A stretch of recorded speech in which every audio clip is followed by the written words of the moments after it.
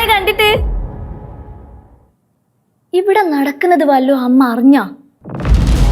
എന്താ എന്തു പറ്റി? അമ്മ അല്ലാണ്ട് ആരെങ്കിലും അച്ഛനെ ഇവിടെ ഒറ്റയ്ക്ക് വിടുവോ? എന്താ അഞ്ചു, നീ കാര്യം പറ. അമ്മ ഇവിടെ എല്ലാരും അമ്മയെ പറഞ്ഞ് പറ്റിക്കുവാ. മനസ്സിലായില്ലേ?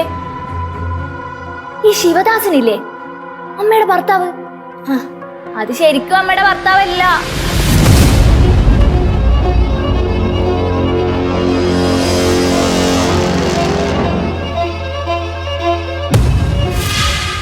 അമ്മയുടെ ശരിക്കുള്ള ഭർത്താവേ രഘുവാ.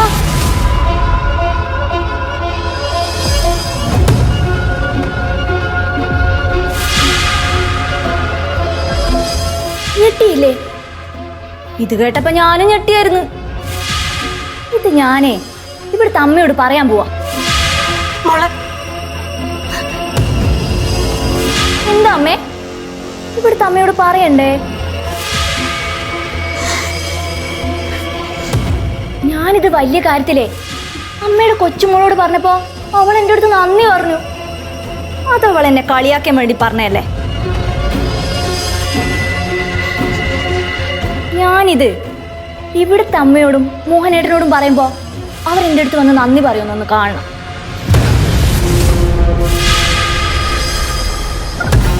അതെന്തായാലും നന്ദി പറയും. എന്തിനാന്നറിയോ? ഇത്രയും വൃത്തികെട്ട കുടുംബത്തിന് കല്യാണം കഴിച്ചത് കണ്ടുപിടിച്ചു കൊടുത്തത്.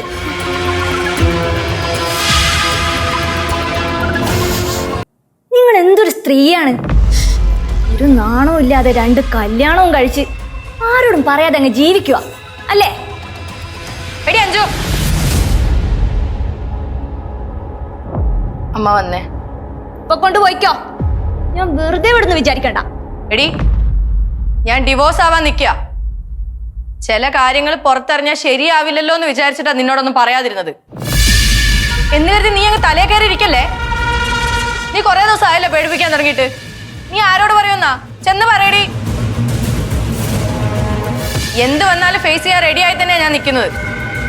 ചെന്ന് പറ, നേരം കളയണ്ട. പോയി പറയടി.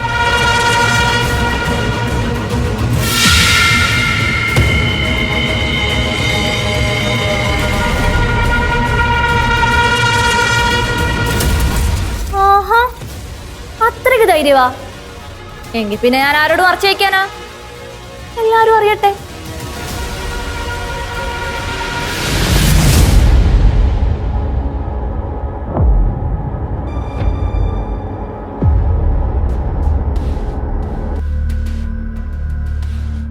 സരസ്വതി, നീ എന്തേ പറയാതോന്നേ?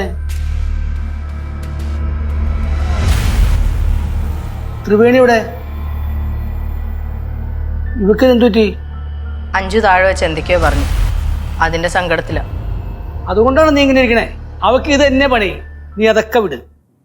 ദാസേട്ട, ഇതൊന്നും നിസ്സാരമായിട്ട് കാണരുത്. ഇതൊക്കെ ഇവിടെ എല്ലാരും അറിഞ്ഞാ എന്താകുമെന്ന് ഓർത്തിട്ടുണ്ടോ? നീ താഴെ വെച്ച് വെല്ലുവായിൽ പറയുന്നത് കേട്ടല്ലോ, നീ ഡിവോഴ്സ് ചെയ്യാൻ പോണെന്ന്. അമ്മ നാളെ കേസ് വിളിക്കും. എല്ലാ കാര്യങ്ങളും എല്ലാവരും അറിയും.